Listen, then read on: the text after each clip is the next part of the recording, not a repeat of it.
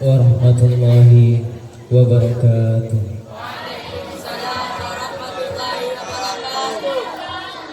Bismillahirrahmanirrahim. Alhamdulillahi rabbil alamin. Alhamdulillahilladzi asra bi abdihi lailan minal masjidil harami ilal masjidil aqsa. Wassalatu wassalamu ala sayyidina Muhammadin kanat hazanatuhu la tuhsa wa ala alihi wa ashabihi ahli sidqi wa tuqa. Hadratal mukarramin wal muhtaramin, wabil khusus pengasuh Pondok Pesantren Al Anwar Kiai Haji Muhammad Mukhlis Muhsin sekeluarga, yang saya hormati jajaran guru dan dewan asatidah dan jajaran pengurus Pondok Pesantren Al Anwar baik putra maupun putri, serta rekan-rekan santri sekalian yang berbahagia. Pertama-tama, marilah kita bersyukur kehadirat Allah Subhanahu wa taala karena pada malam hari ini tidak terjadi hujan, sehingga kita dapat memperingati peringatan Isra Mi'raj pada malam hari ini dalam keadaan yang alhamdulillah. Kedua kalinya semoga salawat dan salam tetap tercurah limpahkan kepada King of Anbiya Nabi besar Muhammad sallallahu alaihi wasallam.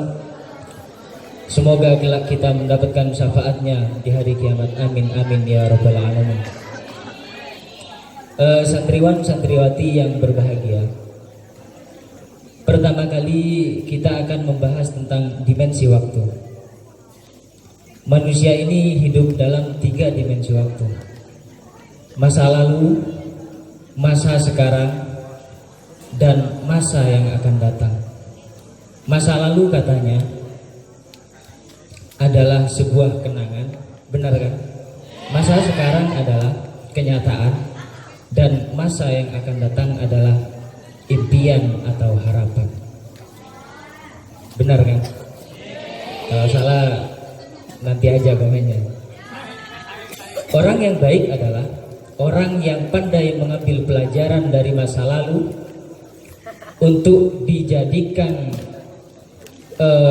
pedoman di hari sekarang, sehingga hari ini harus lebih baik dari hari kemarin dan hari esok harus lebih baik dari hari sekarang. Dan sekarang ini kita akan membahas tentang Isra Mi'raj. Apa itu Isra Mi'raj? Isra Mi'raj adalah suatu peristiwa masa lampau yang tetap tidak kehilangan relevansinya untuk kita pelajari di abad ke-21 ini. Berbicara tentang bulan-bulan Hijriah, hampir kesemuanya mempunyai nilai-nilai sejarah. Kalau kita berbicara tentang bulan Muharram, kita diingatkan dengan peristiwa Hijrah. Dan kalau kita berbicara tentang bulan Ramadan, kita diingatkan dengan peristiwa sejarah nuzulul Quran. Dan kalau kita berbicara tentang bulan Rabiul Awal, kita diingatkan dengan peristiwa Maulid Nabi.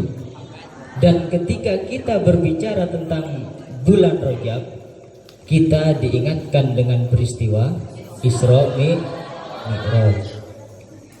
Seperti yang sudah kita ketahui, Al-Quran ini memang bukanlah kitab sejarah. Jadi Al-Quran itu bukan kitab sejarah. Akan tetapi di dalam Al-Quran itu diterangkan banyak cerita-cerita yang penuh sejarah. Kalau kita perhatikan gaya bahasa yang digunakan di dalam Al-Quran untuk menceritakan peristiwa-peristiwa tersebut, satu dengan yang lainnya itu berbeda-beda. Akan tetapi anehnya dalam peristiwa Isra Mi'raj ini, Allah memulai ayatnya dengan kalimat tasbih. Seperti yang dibaca tadi, subhanalladzi asra bi 'abdihi lailan minal masjidil harami ilal masjidil aqsa al-ayah. Kemudian kita kupas satu persatu untuk memahami apa yang dinamakan Isra Mi'raj ini. Dikupas dari yang pertama kalimat subhanalladzi. Lafaz subhanalladzi ini kalau ditinjau dari segi balaghahnya, berarti kalimat ini termasuk kalimat ijaz. Mungkin teman-teman kelas 6 sudah pernah dengar apa yang namanya ijaz. Kalimat ijaz adalah kalimat yang redaksinya ringkas, namun isinya apa? Padat. Dan di situ terdapat kata yang tersirat, yaitu lafdzul jalalah, yang aslinya subhanallahil ladzi. Jadi aslinya itu subhanallahil ladzi. Kemudian di kalimat yang kedua ada kalimat asro.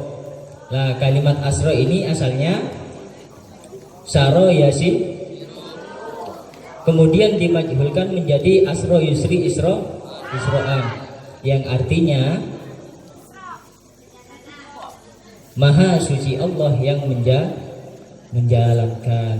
Berarti ditinjau dari segi lafadznya saja, berarti Kanjeng Nabi ini dijalankan. Dalam peristiwa Isra Mi'raj ini yang aktif adalah Allah. Berarti Kanjeng Nabi itu pasif. Mungkin kalian masih timbul tanda tanya dengan kata-kata pasif dan aktif. Maksudnya Kanjeng Nabi itu dijalankan langsung oleh Allah. Sehingga tidak heran bahwa Kanjeng Nabi melakukan Isra, yakni perjalanan dari Masjidil Haram Mekah menuju Masjidil Aqsa di Palestina, kemudian naik ke langit 1, 2, 3, 4 sampai 7. Kemudian naik lagi ke Rafraful Akhtar, kemudian masih naik lagi ke Sidratul Muntaha sampai di bawah Arsy menerima perintah sholat. Setelah itu kemudian masih berkunjung ke surga dan neraka, kemudian pulang ke Mekah tidak lebih dari sepertiga malam. Masuk akal tidak? Kalau kita pikir secara logika intelektual manusia tidak masuk akal.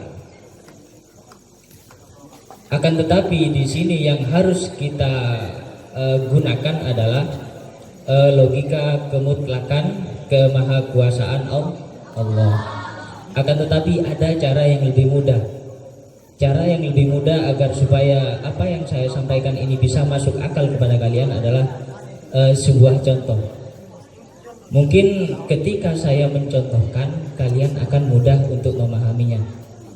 Contohnya akan saya terangkan bahasa dulu ya. Nanti kalau tidak paham akan saya ulang dengan bahasa Madura.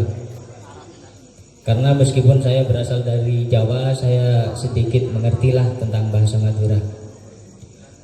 Semisal begini, Ustadz Turmudi kan kadang ke Surabaya kan? Iya kan? Kadang kan ke Surabaya. Semisal contohnya ini barang-barang remeh. Semisal semut. Tahu semut? Bilis janteng mudurangi. Semisal semut. Jadi Ustadz Turmudi itu tidak tahu kalau di dalam atasnya itu ada semut. Kemudian Ustadz Turmudi itu pergi ke Surabaya. Setelah pergi ke Surabaya, acaranya selesai, kemudian pulang.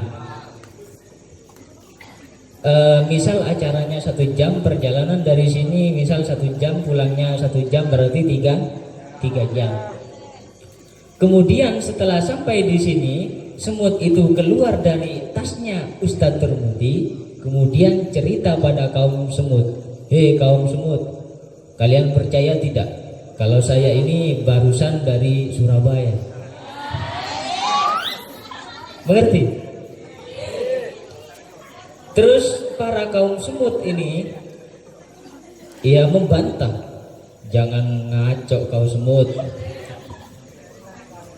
Masa badan kamu begitu kecil, kaki kamu begitu pendek, kamu pergi ke Surabaya pulang pergi hanya 3 jam, kan gak ada yang percaya. Jadi contoh singkatnya itu seperti itu. Kalau kita pikir secara logika intelektual manusia memang tidak masuk akal. Tetapi kalau kita pikir dengan logika kemahakuasaan Allah, barulah itu masuk akal. Kan sesungguhnya beda-beda tipis kan Isra Mi'raj dengan perginya semut. Isra Mi'raj kan Kanjeng Nabi itu dijalankan langsung oleh Allah, seperti halnya semut tadi. Semut tadi kan dijalankan langsung oleh Ustadz Turmudi. Nah, setelah saya contohkan, apakah sudah paham? Berarti peristiwa Isra Mi'raj masuk akal kan? Lanjut apa? Jam berapa sekarang? Mungkin kalau sudah paham cukup sekian dari saya, karena sebentar lagi masih ada penerangan dari Pak Kiai. Nggak apa-apa ya. Habis padi tinggal jerami, kemudian dibakar sampai bersih. Saya kira cukup sekian pertemuan kita kali ini, cukup sekian dan terima kasih. Wabillahi taufiq wal hidayah wa ridha wal inayah. Wassalamualaikum warahmatullahi wabarakatuh.